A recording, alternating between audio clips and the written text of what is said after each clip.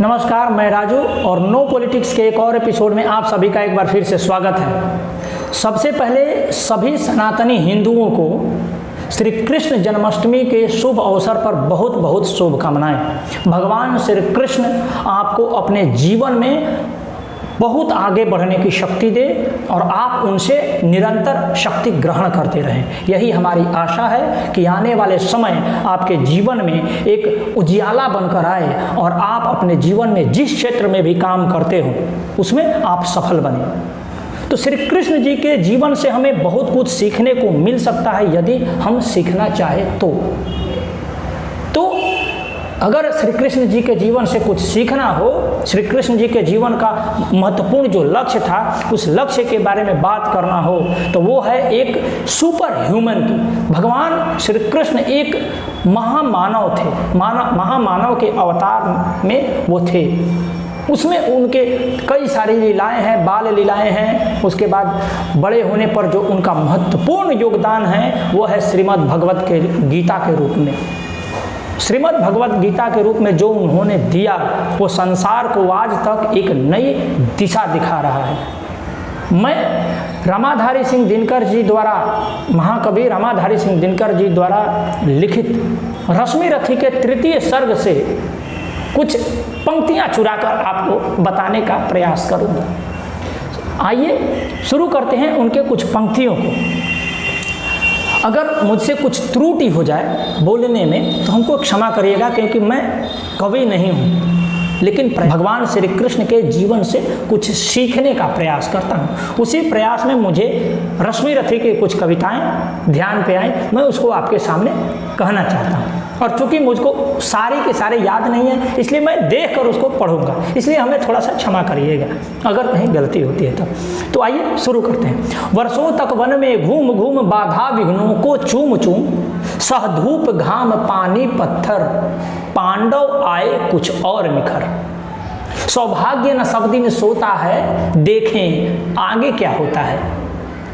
मैत्री की राह बताने को, सबको सुमार्ग पर लाने को, दुर्योधन को समझाने को, भीषण विध्वंस बचाने को, भगवान हस्तिनापुर आए, पांडव का संदेशा लाए।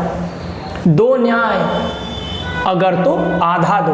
भगवान संदेशा लाकर जब आए हैं तो वो पांडव का संदेशा में दुर्योधन से कहते हैं कि दो न्याय अगर तो आधा दो, पर उसमें भी यदि बाधा हो तो दे दो केवल 5 ग्राम, 5 गांव दे दो केवल 5 ग्राम, रखो अपनी धरती तमाम, हम वहीं खुशी से खाएंगे, परिजन पर असीन उठाएंगे। दुर्योधन वह भी दे न सका, दुर्योधन वह भी दे न सका, आशीष समाज की ले न सका, उल्टे हरि को बांधने चला, जो था असाध्य साधने चला। जब नाश मनुज पर छाता है, पहले विवेक मर जाता है। हरि ने भीषण हुंकार किया, अपना स्वरूप विस्तार किया, डगमग डगमग दिग्गज डोले, भगवान कुपित होकर बोले। और भगवान क्या बोले, शब्दों पर ध्यान दीजिएगा। जंजीर बढ़ाकर साध मुझे, हाँ हाँ दुर्योधन आ बांध मुझे। यह देख गगन मुझ में लय है, यह देख पवन मुझ में लय है, मुझ में विलीन झंकार सकल, मुझ में लय है संसार सकल। अमरत्व झूलता है मुझ में, संहार फूलता है मुझ में। उदयाचल मेरा दीप्त भाल, भूमंडल वक्षस्थल विशाल, भुज परिधि बंध को घेरे है, मैनाक मेरु पग मेरे हैं। दीप्ते जो ग्रह नक्षत्र निकर, सब हैं मेरे मुख के अंदर। दृग हो तो दृश्य अकांड देख, मुझ में सारा ब्रह्मांड देख। चर अचर जीव जग क्षर अक्षर, न स्वर मनुष्य सूर्याति अमर। शतकोटि सूर्य सतकोटि चंद्र, शतकोटि सरित सर सिंधु मंद्र। शतकोटि विष्णु ब्रह्मा महेश, शतकोटि जिष्णु जलपति गणेश धनेश, शतकोटि रुद्र शतकोटि काल, शतकोटि दंडधर लोकपाल। जंजीर बढ़ाकर साध मुझे, इस जंजीर बढ़ाकर साध इन्हें, हाँ हाँ दुर्योधन बांध इन्हें।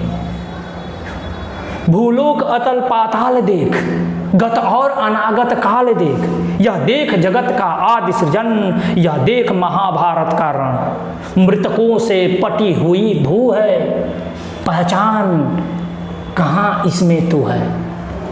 मृतकों से पटी हुई भू है, पहचान कहाँ इसमें तू है। अंबर में कुंतल जाल देख, पद के नीचे पाताल देख, मुट्ठी में तीनों काल देख, मेरा स्वरूप विस्तार देख, मेरा स्वरूप विकराल देख। सब जन्म मुझी से पाते हैं, फिर लौट मुझी में आते हैं। जिह्वा से कड़ती ज्वाल सपन सघन, सांसों में पाता जन्म पवन। पड़ जाती मेरी दृष्टि जिधर, हंसने लगती है सृष्टि उधर। मैं जब ही मूंदता हूँ लोचन, छा जाता चारों ओर मरण। बांधने मुझे तो आया है, जंजीर बड़ी क्या लाया है। यदि मुझे बांधना चाहे मन, पहले तो बांध अनंत गगन। सुने को साध न सकता है, वह मुझे बांध कब सकता है। हित वचन नहीं तूने माना, मैत्री का मूल्य न पहचाना। तो ले मैं भी अब जाता हूँ, अंतिम संकल्प सुनाता हूँ। याचना नहीं अब रण होगा, जीवन जय या कि मरण होगा। टकराएंगे नक्षत्र निकर, बरसेंगी भू पर वहनी प्रखर। फण शेष नाग का डोलेगा, विकराल काल मुंह खोलेगा। दुर्योधन रण ऐसा होगा, फिर कभी नहीं जैसा होगा। भाई पर भाई टूटेंगे, विषबाण बूंद से छूटेंगे। वायस श्रृगाल सुख लूटेंगे, सौभाग्य मनुज के फूटेंगे। आखिर तू भूषाई होगा, हिंसा का परदाई होगा। थी सभासन सब लोग डरे, थी सभासन सब लोग डरे। चुप थे या थे बेहोश पड़े, केवल दो नर न अघाते थे। धृतराष्ट्र विदुर सुख पाते थे, कर जोड़ खड़े प्रमुदित निर्भय। दोनों पुकारते थे जय जय, दोनों पुकारते थे जय जय। जय श्री कृष्ण। ये रश्मि रथी के तृतीय सर्ग की कुछ पंक्तियां हैं जो हमें मिली। हालांकि हमने पहले भी पढ़ा था, लेकिन रेगुलर नहीं रहने की वजह से आदमी थोड़ा सा भूल सा जाता है। तो आप ये सोचिए कि यदि भगवान श्री कृष्ण सबका दिल जीत रहे होते तो महाभारत होने की कोई आवश्यकता ही नहीं थी। वे पांडवों से कहते, जिस तरीके से गांधी जी ने कहा कि तुम अपनी गर्दन दे दो हिंदू मुस्लिम एकता को बनाए रखने के लिए, उसी तरीके से यदि उस एकता को बनाए रखने के लिए भगवान श्री कृष्ण कहते कि तुम अपनी तमाम धरती छोड़ दो, पांडवों से यदि यह कहते और जंगल में चले जाओ और बाकी सारा जीवन जंगल में काट लो, तो फिर महाभारत का कोई औचित्य ही नहीं था। फिर उन सारे असुरों का, वो सारे जो दुष्ट आत्माएं उस समय थी, उनका कुछ नहीं होता। वो सारे के सारे जो समाज में जो विकृतियां थी वो इसी तरीके से रहती। लेकिन उस समय महाभारत अवश्यम भावी था। भगवान ने अंतिम प्रयास किया। जब भगवान उस प्रयास को करके थक गए और युद्ध नहीं रुक सका, तो हम तो मनुष्य हैं, हमें परिस्थितियों का आकलन करते हुए जीवन के हर क्षेत्र में जो युद्ध चल रहा है उस युद्ध से जूझना ही एकमात्र हमारे पास विकल्प रह जाता है।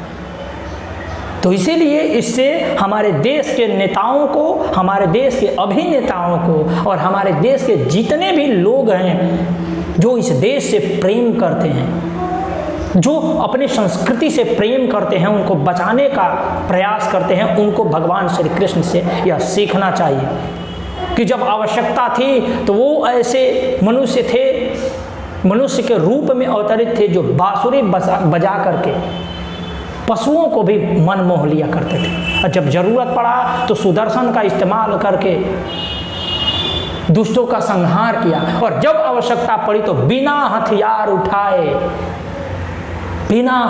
उठाए महाभारत का रण करवा दिया। और असत्य पर सत्य के विजय, दुष्टों पर अच्छे लोगों की जो विजय होती है, वो विजय महाभारत के रूप में हमें देखने को मिला और कौरवों का सर्वनाश हो गया। इसीलिए भगवान श्री कृष्ण के जीवन से बहुत चीज सीखने की आवश्यकता है आज के परिप्रेक्ष्य में सभी व्यक्तियों को, और खास करके इस देश के नेताओं को, कि आप प्रेम दिखा सकते हैं कछुए के साथ प्रेम दिखा सकते हैं, खरगोश के साथ प्रेम दिखा सकते हैं, लेकिन एक पागल कुत्ते के साथ आप प्रेम नहीं दिखा सकते।